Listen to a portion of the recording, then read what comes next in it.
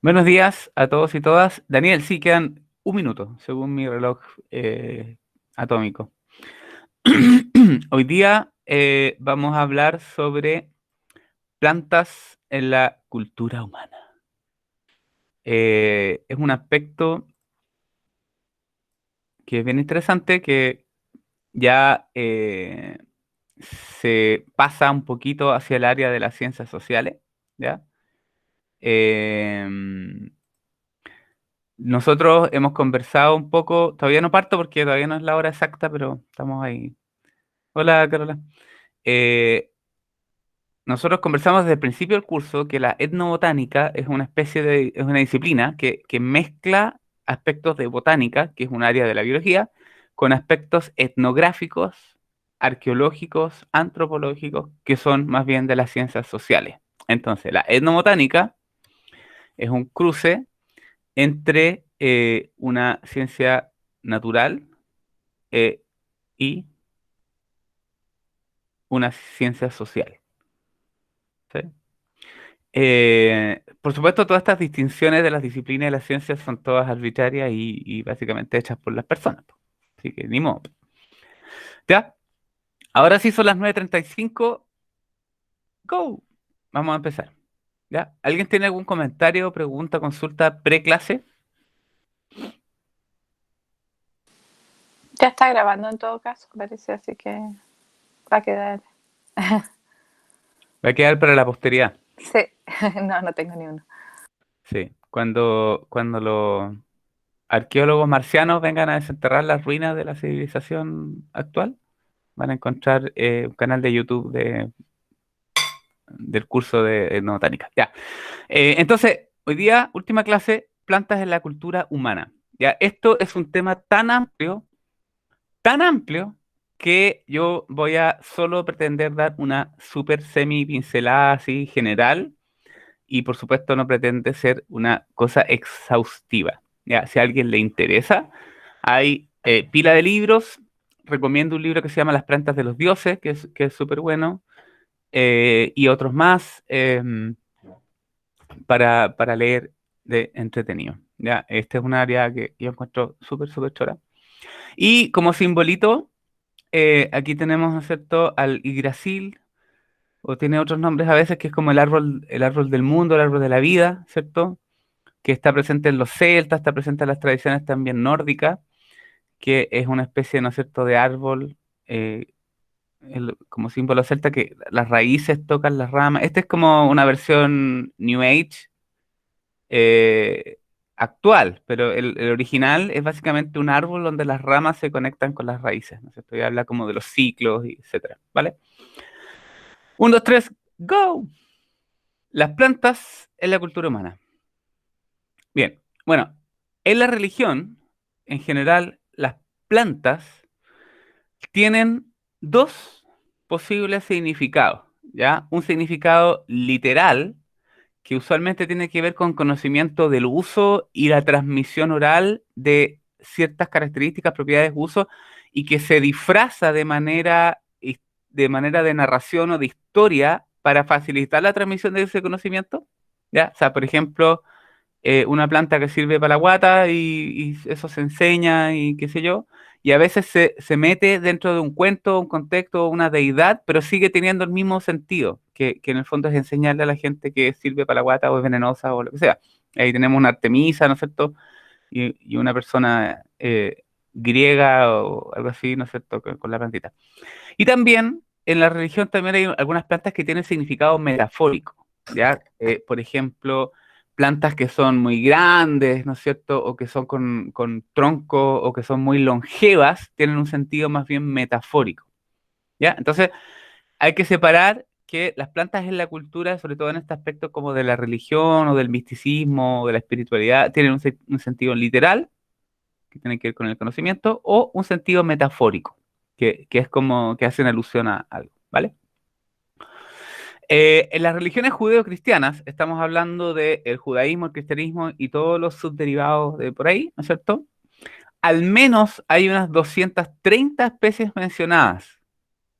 Eso es bastante, ¿no es cierto? Ahora, considerando que son unas 300.000 especies de plantas, tampoco es tanto, pero al menos en esas salas que están identificadas y es muy posible que alguna de esas menciones incluyan nombres comunes que se refieren a más de una especie, ¿ya?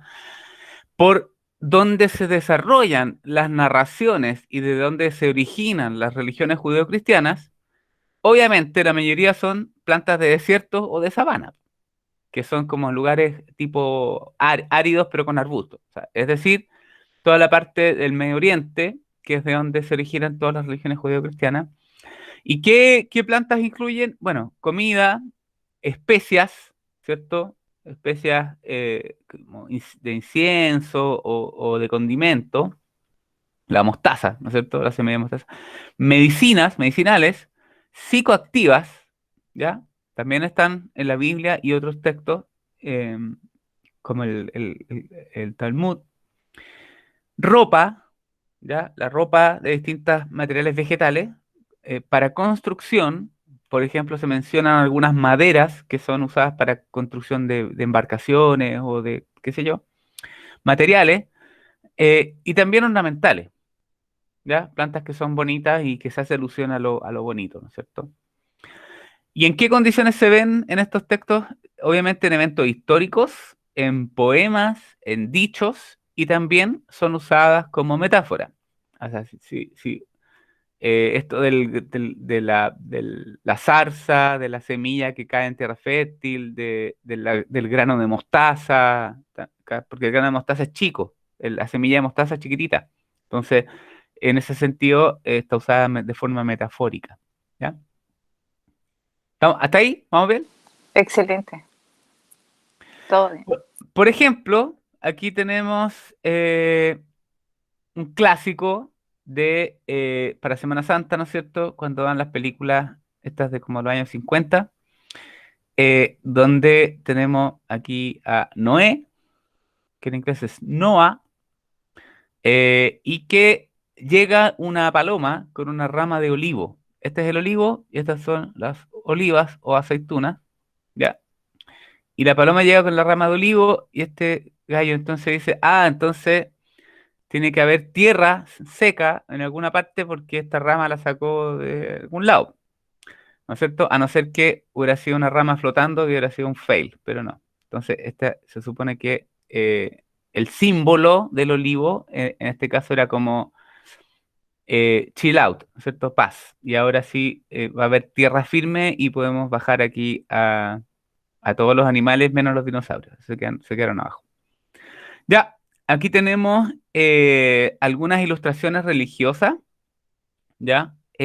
Por ejemplo, acá simbolizando, esta es obviamente la Virgen María, ¿no es cierto? Este es un Jesús caucásico colorín, ¿ya? Y acá, por supuesto, un fenotipo muy, muy común en Medio Oriente, ¿cierto? Y acá tenemos unos lilium, ¿ya? Unos lirios. Y esto, de alguna manera, simbolizando pureza, ¿ya? Simbolizando como pureza, ¿vale? Y acá tenemos otro cuadro de Bernardino Luini que se llama La Madonna del Cardenal. Carnation es cardenal. Y aquí tenemos entonces nuevamente una mujer típica, ¿no es cierto?, con rasgos semita, ¿cierto? Media rubia, colorina, de piel blanca, ¿cierto? Y acá tenemos otro, un Jesús, ¿cierto? Típico de la zona de Medio Oriente también, colorín, blanco. En fin, pero acá tenemos entonces esta representación de las flores, ¿cierto? Con estas figuras religiosas, ¿ya? Profe. Tenemos, ¿sí? Pero lo de los lilies me parece como raro porque es como de agua, no sé, no me lo imagino creciendo No, ahí. no, Eso es como no una son, representación de la persona que pintó el cuadro, digamos, claro, por ¿no? supuesto, no, pero estos son lilium, no son lirios de agua, no No, son, o lilium, los lilium, los bulbos, así como los tulipanes y eh, eso. Sí, eso, sí, sí. eso, sí, sí, sí, Pero de eso eso. igual como que no crecen en el desierto, po. No, por supuesto que no, y esta gente tampoco crece en el desierto, pero Ya, sí, sí, sí, claro. Por eso te digo que es una representación. entiendo, entiendo. El color blanco Ah, generalmente ya. se asocia con ¿cachai? Es simbólico en Ya, este caso, ¿sí? sí, perdón, sí. Es simplemente como para mostrar que de alguna manera se usan plantas, en este caso metafóricamente, para hacer una alusión simbólica a algo. En este caso, probablemente pureza, porque está ahí como asociado con este irlandés Sí, ya gordito. me quedó claro lo que ¿Sí? decís. ¿Qué otras plantas se han mencionado? Pero muchísimo, obviamente, el trigo. Ya, la Biblia está llena de parábolas sobre el trigo, historias cuando hay que plantar el trigo, los quintales de trigo, los sacos de trigo, el grano, cuando hablan del grano, obviamente se refieren al trigo. Y también sale mencionado en reiteradas ocasiones la vid, ¿cierto? La uva, el vino, convertir el agua en vino, la parra se usa tanto como simbólicamente como literalmente, ¿ya? Sale mencionada en distintas ocasiones, ¿no es cierto? La uva, el vino y el grano. Eso son plantas, obviamente, de valor alimenticio y muy mencionadas, ¿vale? Este que está acá, ¿alguien lo ubica? ¿Qué es?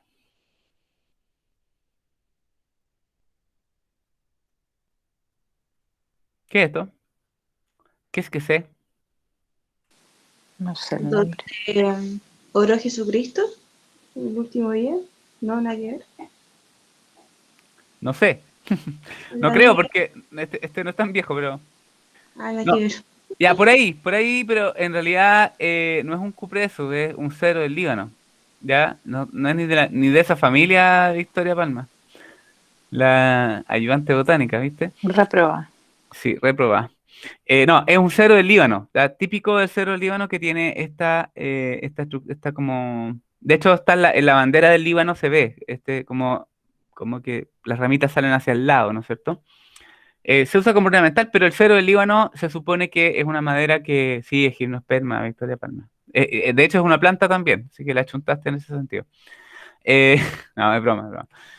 No, no te voy a hacer bullying, sino después se trauman. Entonces, no, es cedro del Líbano y se supone que la madera del cedro del Líbano, entre otras cosas, fueron usadas para eventos como importantes de la Biblia, como en teoría, ¿no es cierto?, el arca. Por ahí, por el Himalaya, también hay cedro del Himalaya y otros tipos de estas coníferas que tienen la gracia de que en general se usaban para embarcaciones porque presentan tilosis y presentan ciertas características de la madera que hacen resistente a la pudrición y buenas para hacer ese tipo de cosas de barcos y cuestiones. ¿Cachai? Eso con la parte de judeo cristiana. Hay más, ¿ya? No, yo no voy a mencionar absolutamente todas, pero no sé, po, o sea, todos han escuchado la del bosque de los olivos, cuando ahí le corta la oreja, no sé quién, se la pega de vuelta. Hay una serie de referencias a plantas en las religiones judeo-cristianas, ¿ya? Ahora, si nos vamos a otro lado del mundo, un poquito más hacia el oriente, ni siquiera tan lejos, ¿ah? Está por ahí, pero un poquito más al lado, hay una religión bastante difundida en Oriente que es el budismo. ¿Ya? Recordemos que en Oriente está el confucianismo, el budismo, el taoísmo, eh, el shintoísmo en Japón, pero tienen como raíces comunes y en el budismo una de las plantas sagradas más usadas y representadas y mencionadas, tanto literal como metafóricamente, es que esto. ¿Y qué es esto?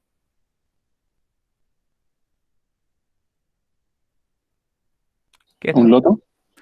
Un loto. Exactamente, aquí se ganaron el loto. No, qué fome. Ya, este es un loto. ¿Cómo se reconoce el loto de un nenúfar? Porque el loto tiene como este salero ahí al medio. ¿Han cachado los saleros de cocinería de papas fritas? De esas que son así bien pasadas aceite, que son unos saleros con unas tapas anchas así. Ya, mnemotécnicamente, cuando ustedes vean una de estas flores acuáticas así, que tiene como un salero al medio, ese es un loto. ¿Ya? Y el loto es importante en el budismo por varias razones. En términos literales, porque las semillas de loto tienen lotucina, que es un alcaloide que literalmente volaba a los monjes y los llevaba así como, los ayudaba a meditar porque los llevaba así como a otro estado de relajado, ¿no es cierto? Entonces, en ese sentido es literal. Y también metafórico, porque crece en lugares de agua que pueden ser medias turbias, medias sucias, ¿cierto? Y crece desde el barro, ese es como el sentido metafórico, crece desde el barro y sale y la flor limpia, ¿ya? Entonces, ¿cuál es la representación metafórica? Es que el espíritu y la mente trasciende la materia, ¿ya? Esa es la representación del loto. Por eso siempre van a ver todas las figuras religiosas como Krishna, como Ganesha, o etcétera, siempre están como meditando sentados o parados arriba de un loto, ¿ya? Porque en el fondo representa que trascienden el cuerpo y la materia y las emociones y los sentimientos y las pulsiones como materiales, ¿ya? Ese es como el rollo. Entonces, el loto representa la elevación del individuo y del espíritu por sobre como todos los charchas, ¿sí? ¿Ya? Ese es como el... Sí, loto. Por eso también en la meditación está, ¿cierto?, la posición del loto, etcétera. ¿Sí? ¿Está bien? ¿Alguien más? Perfecto. No sé si quieren aportar, no sé si a alguien le gusta esta onda y cacha algo más, porque yo no me considero experto en nada, así que... Recuerdo que viendo un par de flores de loto como que generaba tripofobia. Bueno, hay gente que le da tripofobia, por ejemplo, las cápsulas del loto presentan eso así, cuando salen las semillas se ven como cositas raras ahí, pero bueno.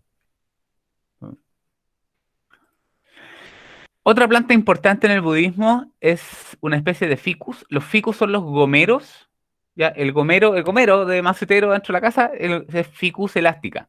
¿Ya? Y en esa zona tropical de la parte de Asia hay un montón de otros ficus. Son muy típicos de bosques tropicales.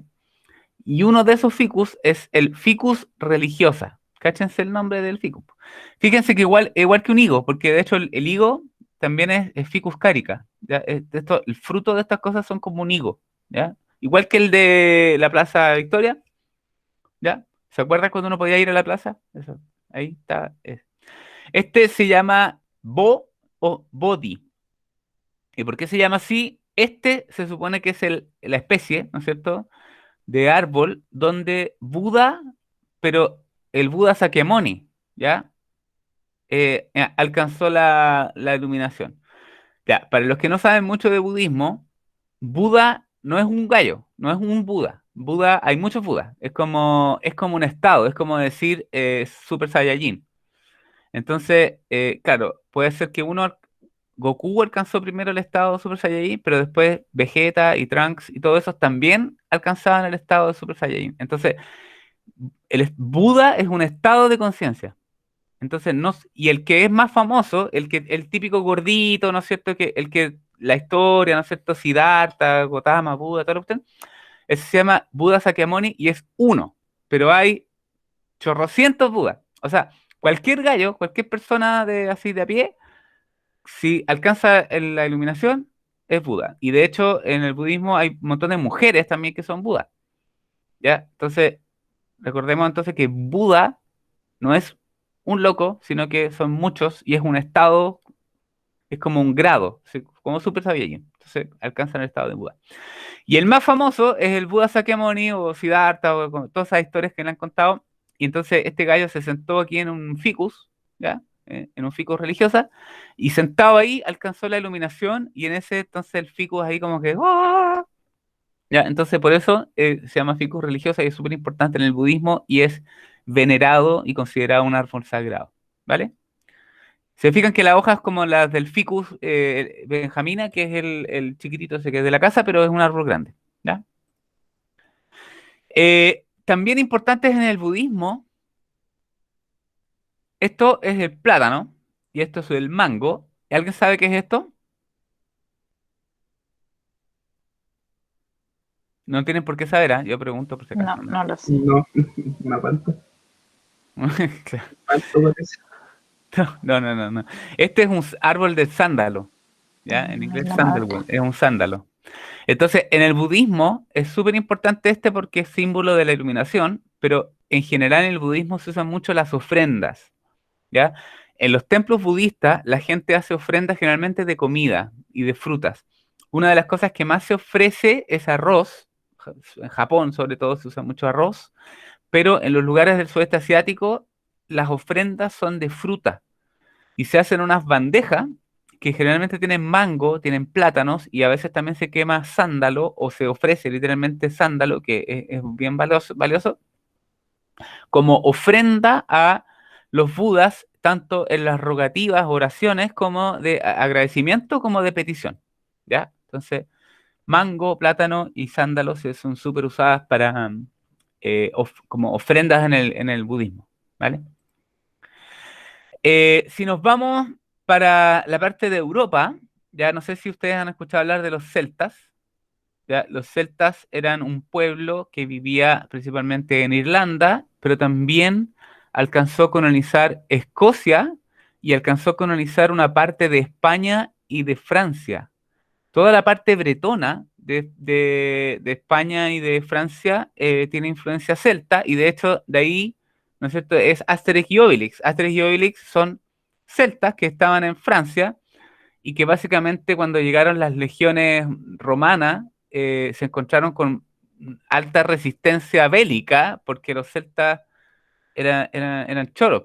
Es como el equivalente, diría yo, a la resistencia de los mapuches con los españoles acá. ¿Ya? Los otros tenían superioridad tecnológica bélica en términos del acero, etcétera, pero no podían ganarles porque estos luego conocían el lugar y ¿cachai? Como que tenían otro tipo de conocimiento del terreno y qué sé yo. Bueno, los celtas, una cultura bien interesante. Aquí tenemos este árbol que les decía yo, que es el árbol del mundo, donde los troncos se conectan con las raíces, es un típico símbolo celta. Este también está estilizado, ¿ah? El original es incluso más simple. ¿Ya? Y en los celtas, en la cultura celta, una gran parte de la ornamentación, de la arquitectura, de la artesanía, de la ilustración, de la pintura, etcétera, tiene motivos naturales, ¿ya? Porque los celtas en su religión tenían una conexión muy, muy cercana con la naturaleza. Por eso yo hago esta analogía con los mapuches.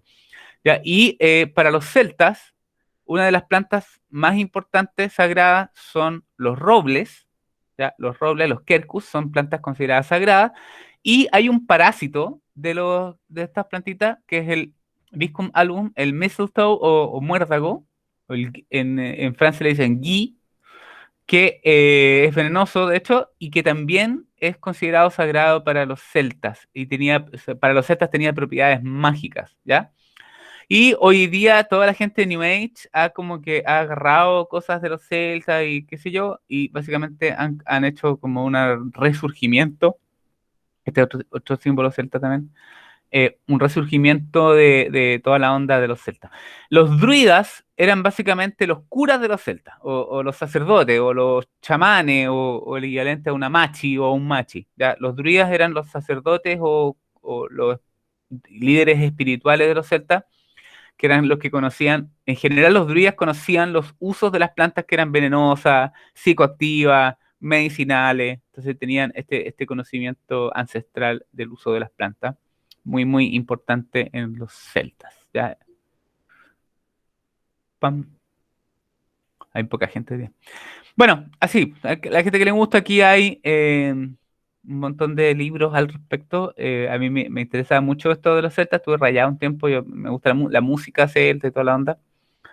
Eh, Así que por ahí tengo hartos libros de cuentos celtas, los tuatas de Danan y toda esa onda. Pero aparece una cosa interesante en los celtas, que la deidad principal es femenina, ¿ya? Y representa un poco la naturaleza, la fertilidad, se representa generalmente con un árbol y que representa la fecundidad, la fertilidad de la naturaleza, ¿ya? Y el árbol es como súper similar al otro, digamos, es como que cruzan distintas al otro que habíamos visto anteriormente, que se juntaban las ramas con las raíces. O sea, Correcto. como que cruza distintas, no solo de los celtas, sino que debe cruzar el símbolo, digamos, de distintas creencias o cómo se puede Sí, claro, llamar. eso tiene influencia, como decía, el Yggdrasil de los nórdicos también tiene como una misma raíz, yo creo. Estas cosas tienen obviamente influencia cruzada en todo lo que era Europa, por lo menos, y Asia, un poco. Sí. ¿Ya? No sé si han escuchado hablar de los wicanos, esto está en inglés, Wiccan, pero los wicanos es como un resurgimiento de esto mismo. ¿Ya? Básicamente, la influencia de los celtas en Europa, principalmente en Inglaterra y etcétera, derivó en gente que tenía conocimiento del uso de las plantas. Eso era, básicamente. Gente que era como un herbolario, ¿ya? Y que después, con la influencia del catolicismo, fueron considerados satánicos, hay que quemarlos a todos, qué sé yo. ¿Ya? Entonces, eh, a partir de eso, una versión moderna de esta cosa son los wicanos. Los wicanos son como una versión neo, ¿no es cierto?, de algo así, de los druidas o algo así, y que mezclan conceptos de las religiones como céltica y también con estas religiones como paganas, ¿ya? Es que estas religiones paganas tienen mucho que ver con los celtas, por eso está conectado, pero mezcla como una neo-religión pagana, ¿sí?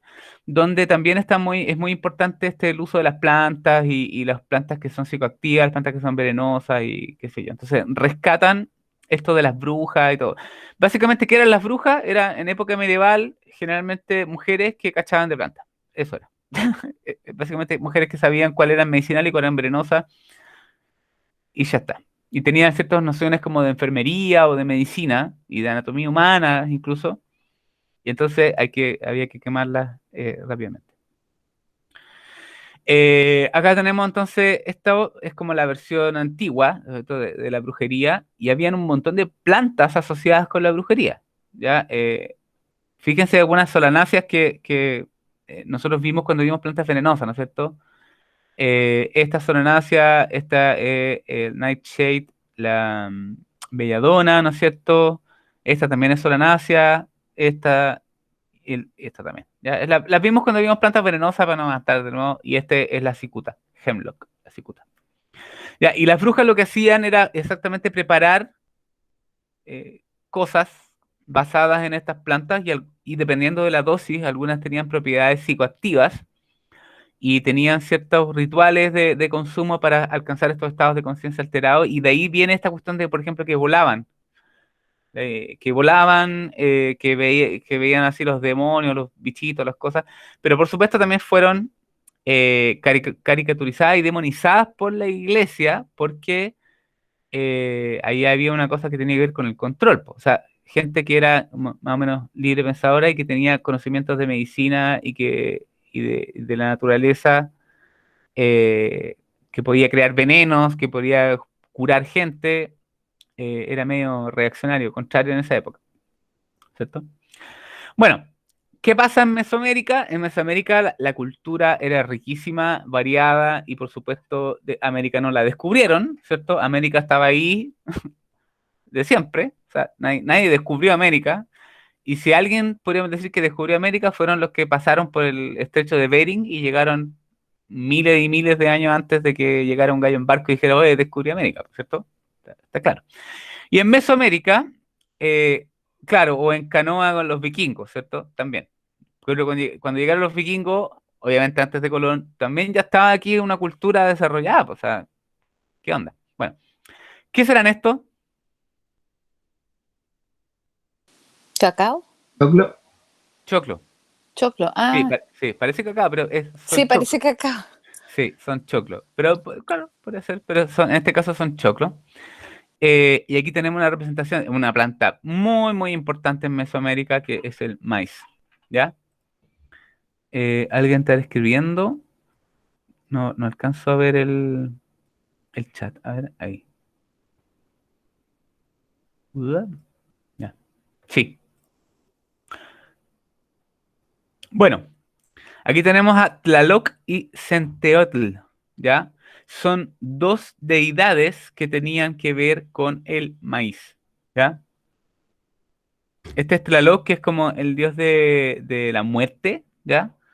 Y que también tenía que ver con los ciclos naturales, ¿ya? Y Centeotl es literalmente el dios del choclo, ¿ya? Es como, era tan importante para las culturas mesoamericanas que tenían el dios del choclo, ¿ya? Ese era como súper importante. Fíjense, Mayahuel, ¿ya? Era una deidad que era la deidad de los agaves, ¿ya? De los agaves. ¿Cuáles ¿Son son los como agaves? chaguales eso? Parece como... Tienen el aspecto de los chaguales, Sí, parecen mucho. pero no están emparentados. ¿Ya? Ya. Los agaves son de donde sale el tequila, ¿cierto? Perfecto. Y que se puede hacer tequila y también se pueden comer así, que son los nopales.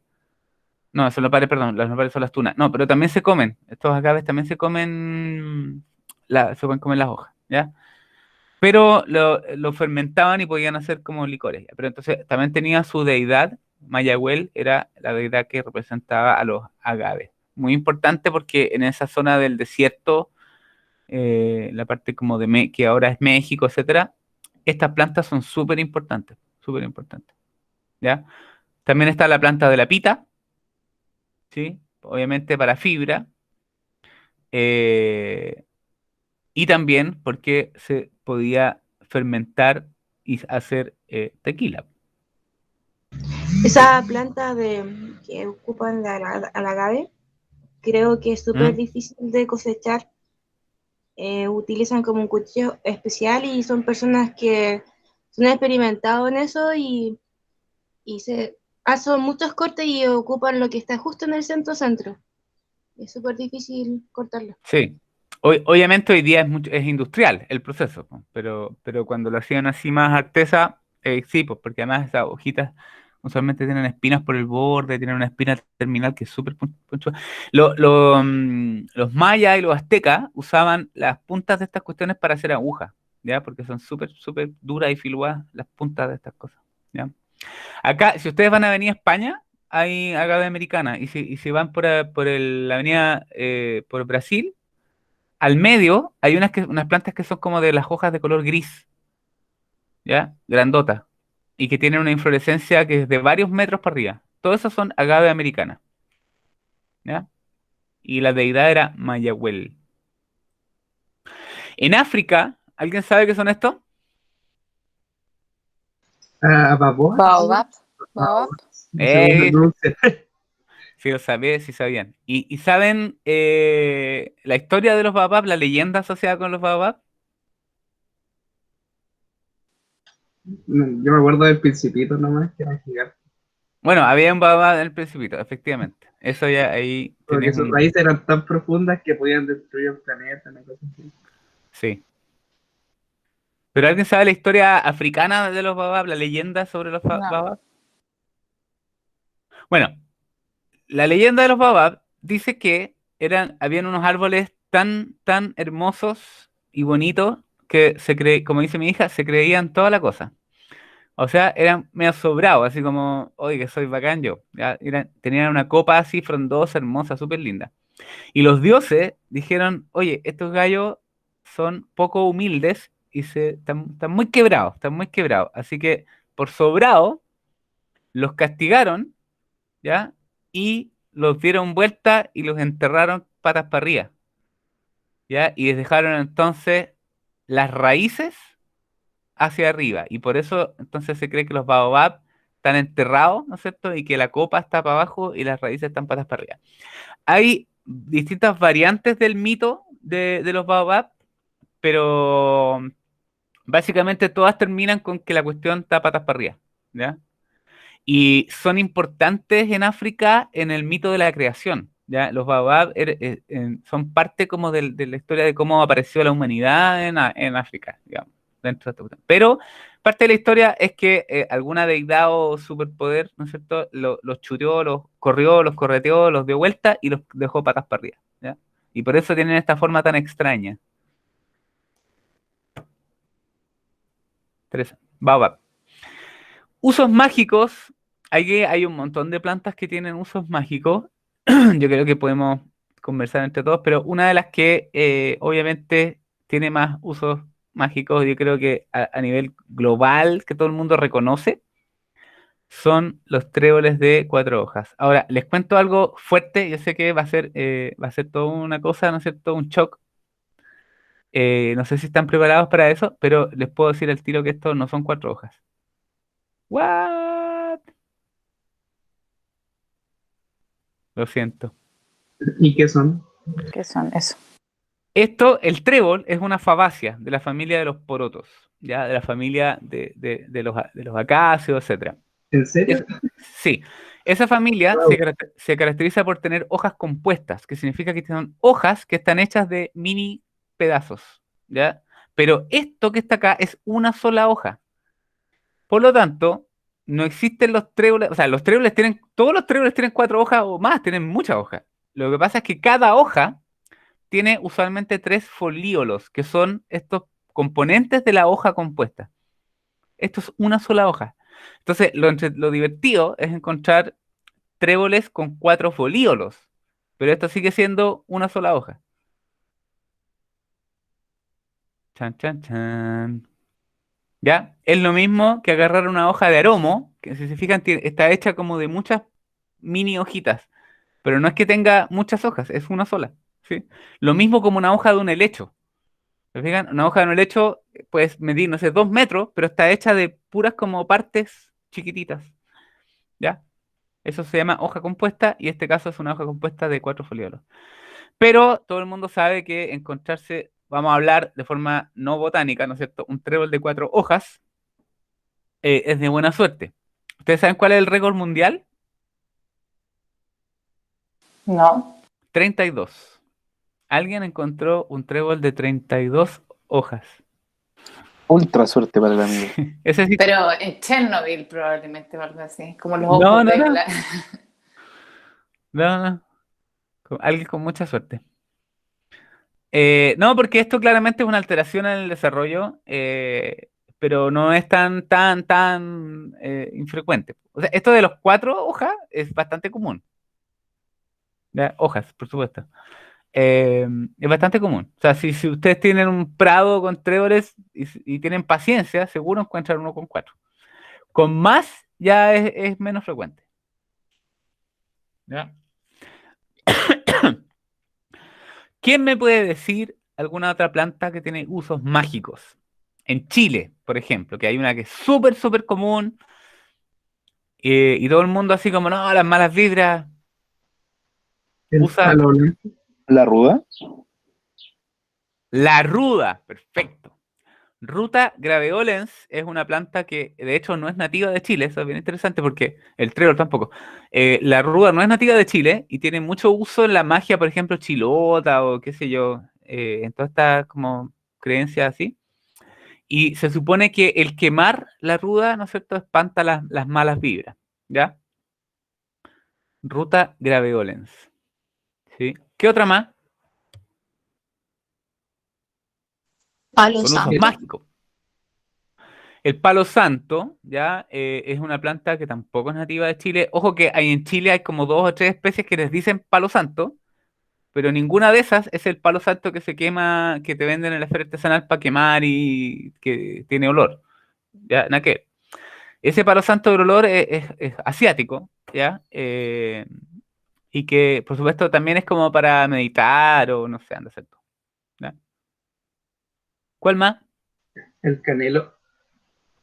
El canelo, ¿vale? Muy importante para los mapuches. Tiene un uso mágico en el sentido de un uso espiritual, porque se usa en los Nguillatún. ¿Ya? En los mapuches, las machi usan los canelos para los guiñatunes y para otro tipo de ceremonias religiosas. Generalmente se planta un canelo en algunas ceremonias o se usan ramas de canelo también en otras más. ¿Ya? ¿Qué más? ¿Qué otros usos mágicos conocen ustedes de planta?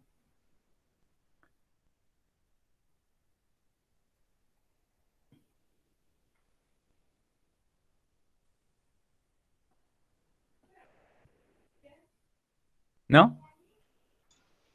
Eh, Había escuchado que la Lobelia Tupa era una hierba sagrada para los mapuches y creo que es por sus propiedades alucinógenas que tiene, pero y que lo usaban para rituales, pero no estoy seguro. Ya, efectivamente la lobelia tupa tiene tiene propiedades como alucinógenas en ciertas dosis, pero no tantas. La verdad es que tiene lobelina, una alcaloide, pero no es un alucinógeno muy potente, no es muy psicoactiva. Tiene cierto efecto, pero no es tanto. Ya, ¿y cuál es su rol en la cultura mapuche? Yo personalmente no tengo idea. ¿Ya? Yo sí sé que lo tiene y que es una planta nativa de Chile, que crece más en el sur. Aquí en esta zona hay lobelia excelsa y lobelia polifila, pero que no tienen esos niveles de ese alcaloide. Y la lobelia tupa de la octava región la pueden pillar. eh, sí. em, y es así, pero no sé qué onda con los mapuches, la verdad. No lo sé. ¿Ya? Bueno, hay más, ¿ya? Yo, por ejemplo, en esta parte de los rituales como de las brujas y toda la onda, cáchense, pues hay un montón de plantas, ¿ya? Pero no vamos a entrar en tanto detalle.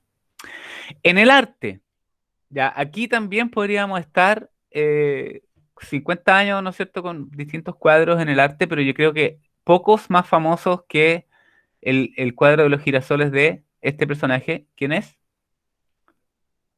Van Gogh.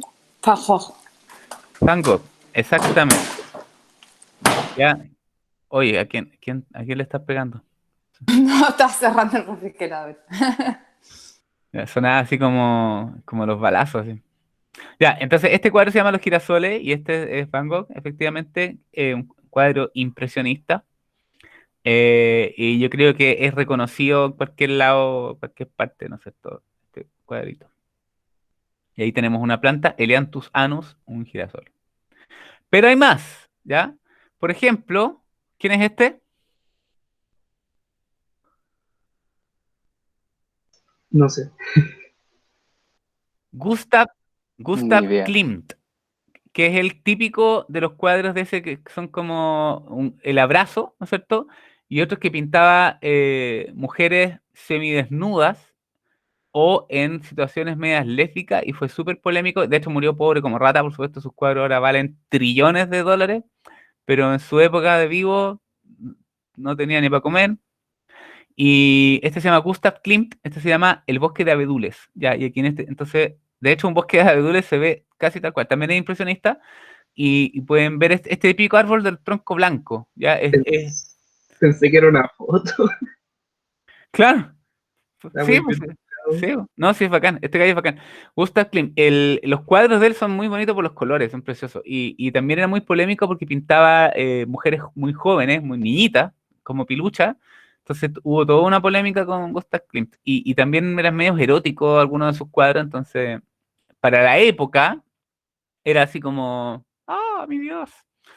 ¿Ya? Pero es muy bacán, Gustav Klimt.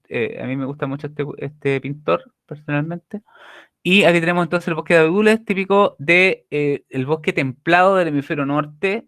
Si usted hay museos de Klimt ahí, estos son parajes típicos de Europa, bien hacia el norte, ¿ya? En la zona donde ya hay nieve en invierno, tenemos estos abedules, ¿ya? Yo ya les he dicho, pero no sé si les he dicho, pero ubican a Björk. Sí, ya nos Ah, ya dijo. les dije, sí. Entonces que Islandia. Björk es abedul en el idioma de donde es Björk. ¿Ya? Wow. ¿Quién es este gallo? El Yo creo esposo de que Frida Kahlo. hoy día ella es más conocida que él, pero él es como pintor es más conocido que ella. Lo que pasa es que ella salió más en la tele y se le ha dado como un reconocimiento mayor a ella, también por las condiciones históricas donde ella fue como ninguneada e invisibilizada en su época. Pero él, en términos en la historia del arte, es mucho más relevante por, como muralista, particularmente. ¿Quién es? Diego y algo, ¿no? Diego Hidalgo, exactamente. Se me olvidó el apellido. Diego de Rivera, ¿ya? Diego de Rivera, Ese ¿ya? mismo. Y sí, es el típico de los murales como con motivos de con motivos americanos, así, de los pueblos originarios y toda la onda, ¿ya?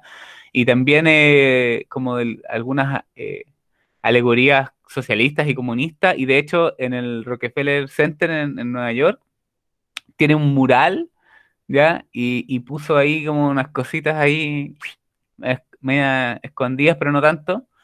Es bien entretenido esto del Diego Rivera. También en Chile hay discípulos de Diego de Rivera que hicieron unos murales allá en Concepción, en la Pinacoteca de la Universidad de Concepción. Hay un mural que es muy de la onda del Diego Rivera, que no es de él, pero es como muy influenciado por él. Y aquí tenemos un cuadro de él, de una mujer vendiendo calas, ¿ya? Hay muchos que tienen alusiones al maíz también de Diego de Rivera, ¿ya? Y ella era la esposa, Frida Kahlo, eh, que su contribución como en el arte quedó súper, en la época donde estaban vivos, bastante como menoscabada por la carrera de él, que fue mucho más famoso. Entonces, como de forma póstuma, ahora último se le ha dado mayor reconocimiento a Frida, pero en su momento, como muralista, este gallo era hiper famoso. Y era una súper famoso. Ya, aquí tenemos a Henry Rousseau, que pinta, tiene muchos, este gallo estuvo obviamente es europeo, pero estuvo en África y se inspiró bastante y creó muchos cuadros con inspiración de naturaleza. ¿Ya? Este es un estilo particular de pintura que por supuesto no me acuerdo porque la que estudiaste es mi señora, yo no cacho nada. Y ella se acuerda, pero en este momento está con los niños arriba, así que no me puede soplar. Pero Henry Rousseau tiene muchos cuadros con motivos de naturaleza, donde aparecen especies vegetales. ¿Ya? Por supuesto, aquí están eh, de una manera no literal representadas, pero aparecen en sus cuadros muchas plantas en Henry Rousseau. Y este gallo, Eduardo Meissner, murió hace poquito, como de 90 y tantos años, y es un chileno que yo personalmente encuentro muy bacán y que solo lo conozco porque le hizo clase a mi señora, ya en la U de Conce. Y Eduardo Meissner, por ejemplo, tiene este cuadro y este que está aquí es un equisetum, es una planta pariente de lo del helecho que está en lugares como húmedos. Y yo encuentro que estos son básicamente equisetum pintado de colores. Y tiene este otro, por ejemplo, donde hay allium, como cebolla.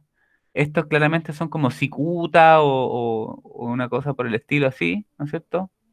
Conium, ¿ya? Entonces, los invito a conocer la obra de Eduardo Meissner, este chileno pintor muy bacán. Eduardo Meissner era, creo que dentista, y después estudió arquitectura, y después estudió arte, y además, no sé, era de estas personas así como que, ya, loco, para de ser tan bacán. Ya, porque era profesor de arte en lo de Conce, pero además era profesor como en odontología y así, ¿cachai? Gallo, olvídate. Y lo que hizo fue estudiar ontología para poder financiar su carrera como artista. Entonces, qué sé yo, atendía un par de veces a la semana y con eso podía pintar el resto. Así nomás. Es como la ciencia, hay que tener un mecenas o ser un automecenas. Ya, Eduardo Meissner. Y aquí tenemos otros más, ya, este es una pintura que es un poquito más moderna, de este estilo medio Art Nouveau, ¿no es cierto? Ya, que es un iris, ¿ya? Y este que está acá es una foto, ¿ya? Que está en una galería, o es una pintura, ya no me acuerdo, ¿ya? Pero son representaciones de plantas que han estado en el arte presente desde siempre, ¿cierto?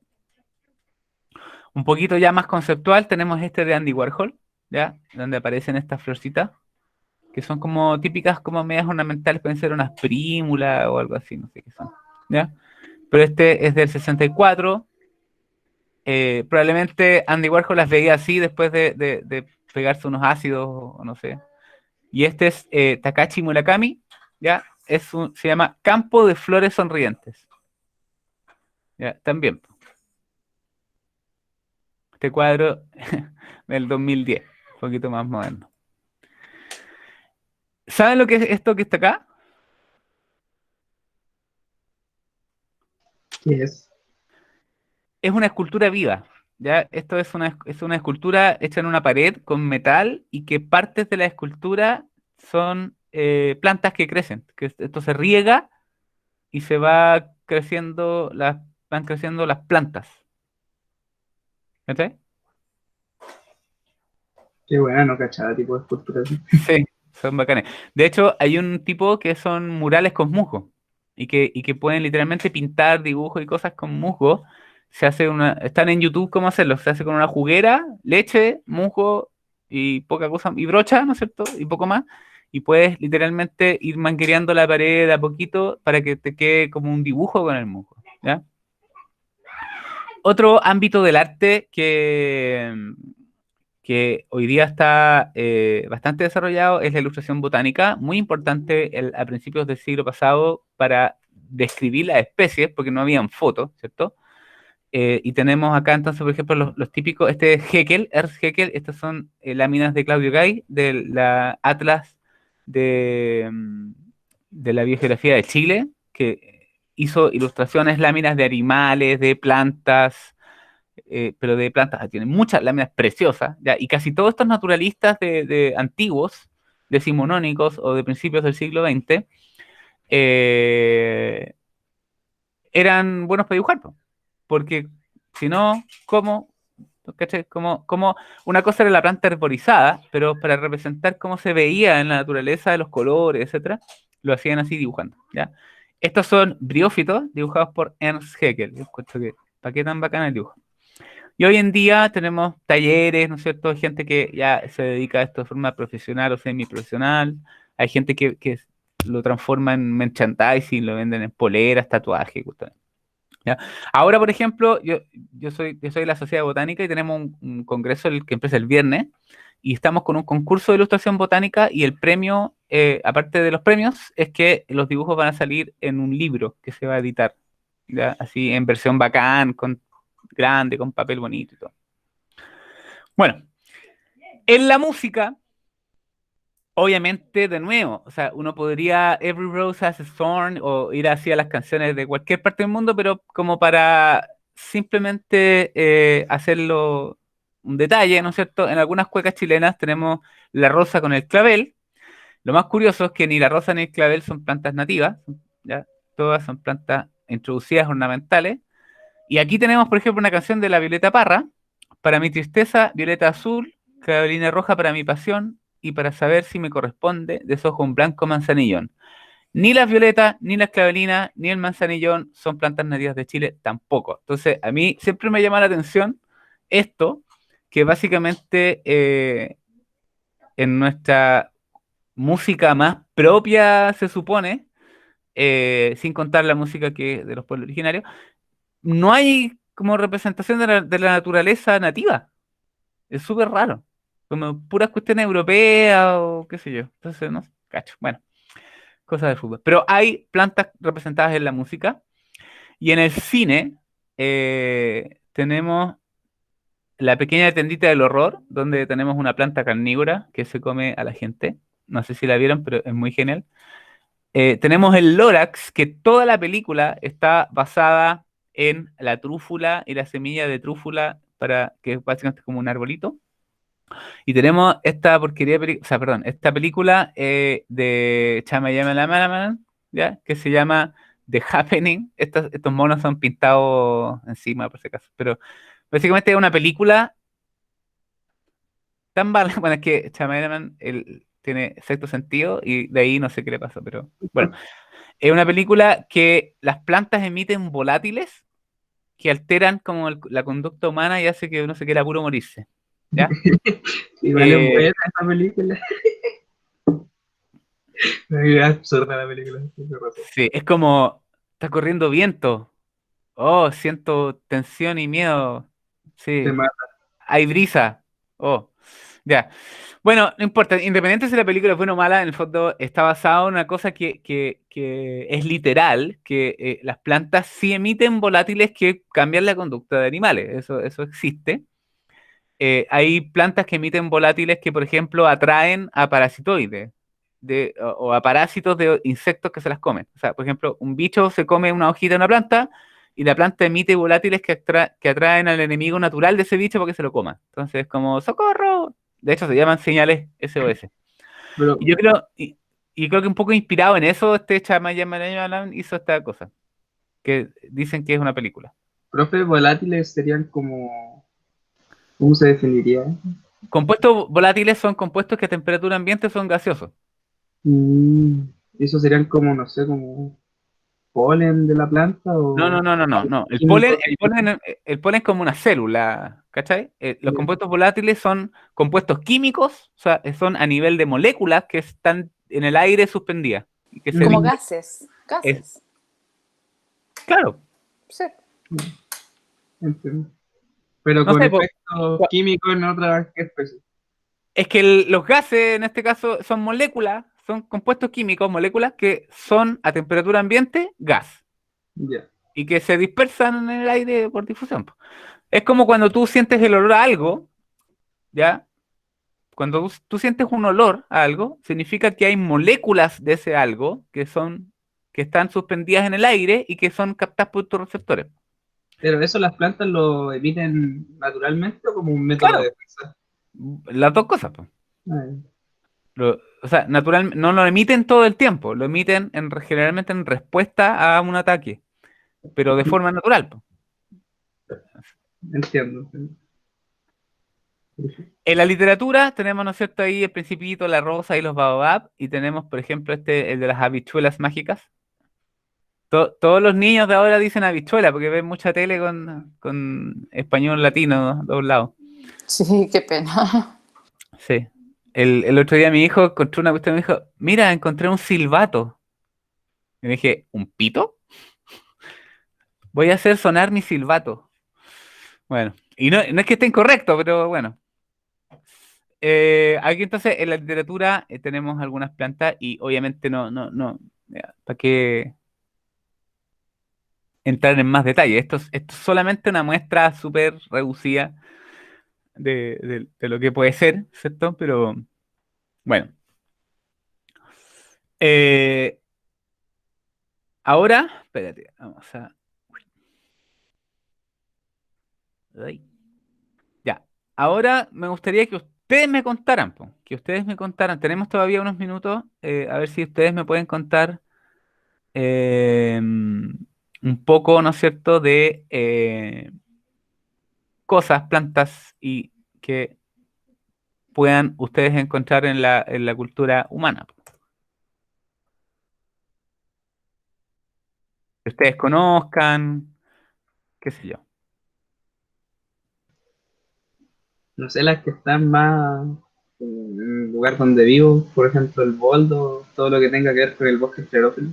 ¿Ya? Uno paseando por el cerro se puede dar cuenta o percatarse de, no sé, una flor o un árbol, ¿Ya?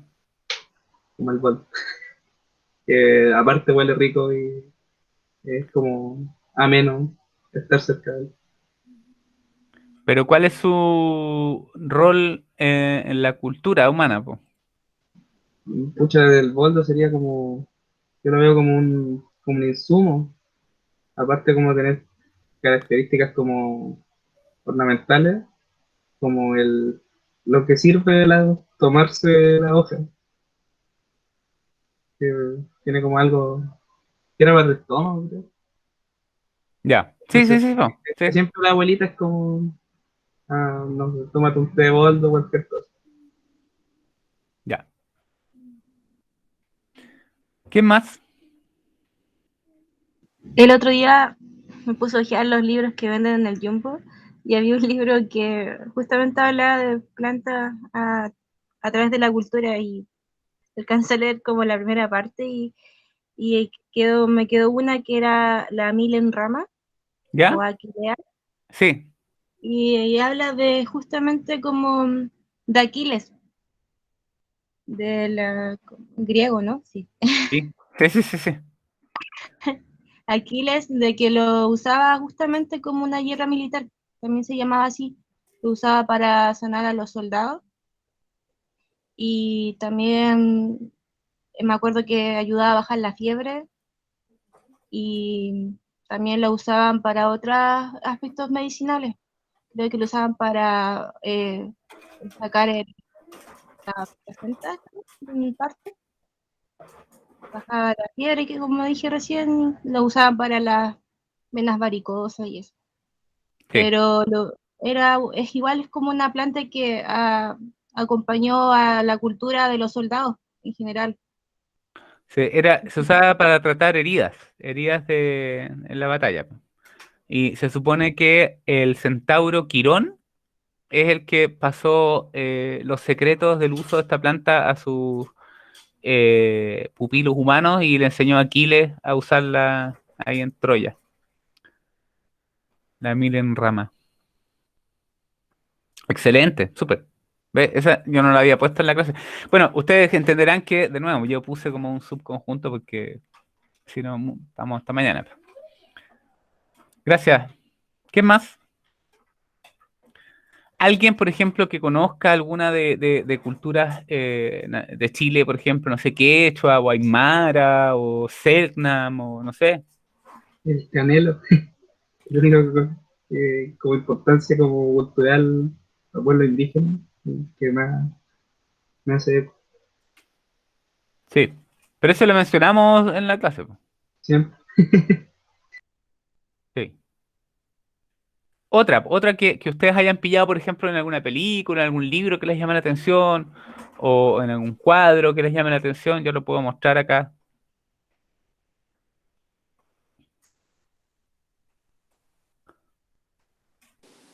Yo no me recuerdo, porque a mí me llevaban al yerbatero, al iriólogo pero en Loncoche, entonces era el yerbatero, pues, entonces no sé qué hierbas me dan, pero toda la vida fue el yerbatero y el iriólogo y el arregla hueso. Entonces no recuerdo los nombres de las plantas que le echaban sus mezclas de hierbas, pero de que era importante porque era mi doctor, entre comillas. Claro. Eh, Sebastián, yo últimamente he estado leyendo un libro de mitología nórdica y lo que refería al árbol del mundo y todo el show, se supone que es un fresno. un fresno. Sí, Ya. pero además del fresno se sacó, o sea, del fresno es la madera que ocupó Odín para formar al hombre y el tronco del que se formó la mujer es de un olmo. Entonces también iría como en tema de cultura. Correcto, perfecto. Para los que no saben, yo creo que todos lo saben, pero para los que no saben, Odín se colgó, sí, se colgó de un fresno y estuvo ahí, ¿cuánto estuvo? ¿3 días? ¿No? No me acuerdo. Pero estuvo colgado ahí y en el fondo ese fue el precio que pagó, y además de sacrificar un ojo, para tener como la sabiduría así absoluta, máxima. Colgado y apuñalado por su propia lanza, creo que era. Sí, y con un ojo menos. Y después de eso ya se quedó como con sus poderes. Hay otra cosa que a mí que me llama la atención es que en general en toda la historia se utiliza mucho el concepto del árbol en sí, como el dador de vida, Sí. eh, y también lo que es como literatura o cine, siempre utilizan los árboles para poner al personaje cuando está pensando o reflexionando de la vida, siempre ponen como un árbol. Y eso, pues de hecho, hasta el descubrimiento de supuestamente de la gravedad está debajo de un árbol, entonces el árbol es como protagonista de muchas historias. Efectivamente, y también es muy representativo como de la estabilidad o de la naturaleza, ¿ya? Obviamente en culturas donde hay, pues, porque hay un montón de partes del mundo donde hay culturas completas que se desarrollaron sin árboles, ¿sí o no? Claro, ahí actúa, por ejemplo, lo que es los ríos, el agua fluyente, como Sí. la cultura egipcia. ¿Alguien cacha algo un poco más sobre el Rapa Nui, por ejemplo? Yo cacho algo. Encuentro que igual tenían como plantas que se ocupaban como en ciertas situaciones de la isla, que al final como las esculturas que hacían como a partir de esas plantas que eran como símbolos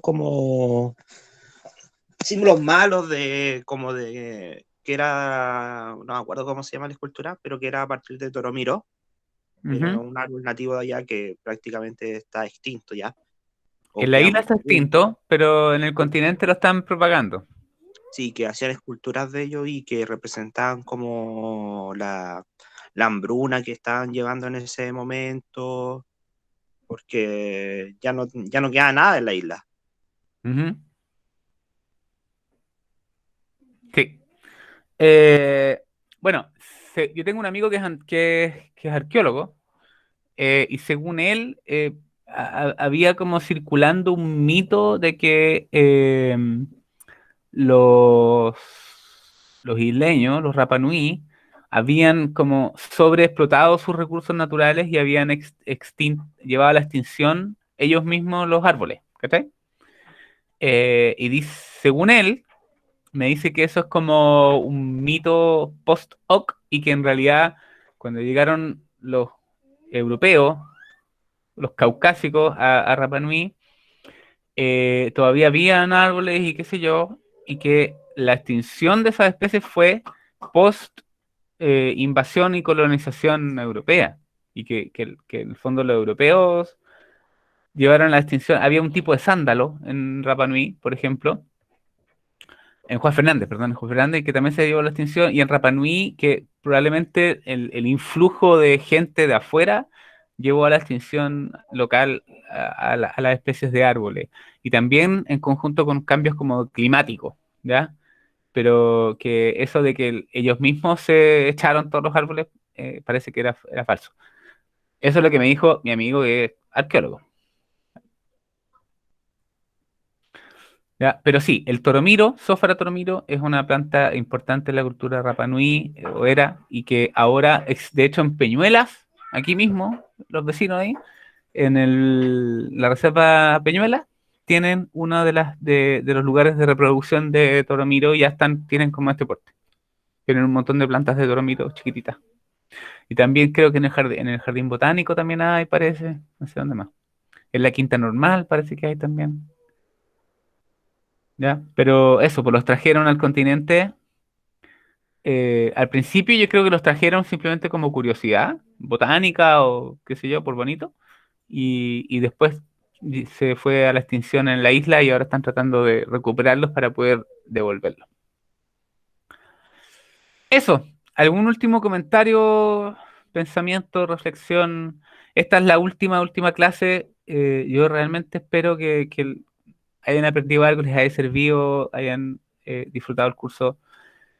Eh, la próxima clase quedan las últimas presentaciones. Ya, si hay, por favor, gente que ustedes sepan que no está aquí o que sí está aquí, que no tiene grupo, que no ha presentado, el curso tiene solo 2 notas y una de esas es la presentación. Tienen que estar metidos en algún grupo, ¿ya? Y después vienen los trabajos finales, ¿ya? Si tienen dudas de los trabajos finales, me pueden escribir, no hay problema. Recuerden mostrárselos entre ustedes para que se comenten, reciban comentarios positivos o negativos y los puedan ir arreglando. Eso no es trampa en ningún caso. ¿Ya? Y eso, Profe, yo ¿sí? puedo hacer una consulta. Consulte. Una duda que tenía, que leí un post la otra vez que decía que los higos en sí no eran como frutos, no, eran como inflorescencia, eran como flores que crecían hacia adentro. Y Es- me dejó es- la duda. Eso es verdad. ¿De verdad son flores que crecen para adentro? Sí, pero después forman el fruto, po. O sea, en el fondo el fruto es el resultado de la maduración de las flores. Mm, En el caso del higo, es un conjunto de flores que se desarrollan hacia adentro. Es como que fuera imagínate un platito con flores que están así, y después este platito se cierra. Entonces las flores quedan como hacia adentro. ¿Cachai? De ahí pasa a ser un fruto. Pero primero son flores. De hecho, a veces cuando uno se come los higos, como cuando están como las brevas, cuando están blandos, esos son flores todavía. Ah, entiendo. Ya, gracias. Es un tipo de infrutescencia que se llama sícono. Pero voy a buscar por ahí. Ya. Profe, en el